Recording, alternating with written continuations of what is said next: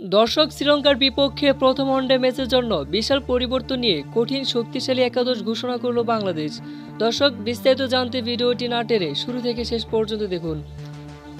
শ্রীলঙ্কা সফরে চরম হতাশায় টেস্ট সিরিজ হেরে এবার ওয়ানডে সিরিজে ঘুরে দাঁড়ানোর লক্ষ্য থাকবে টাইগারদের। আর তাই সেজন্য ওয়ানডের প্রথম ম্যাচে বেশ কিছু জায়গায় পরিবর্তন এনেছে team management. Bangladesh cricket board BCB আজ এক সংবাদ মাধ্যমে 11 সদস্যের স্কোয়াড ঘোষণা করেন। লম্বা সময় পর ওয়ানডে স্কোরে ডাক পেলেন মোহাম্মদ নাইম শেখ। তবে চোট কাটিয়ে ফিরতে পারেনি সৌম্য সরকার। ইনজুরি কাটিয়ে ফিরলেন দলের অন্যতম দুই পেসার তাসকিন আহমেদ ও মুস্তাফিজুর রহমান।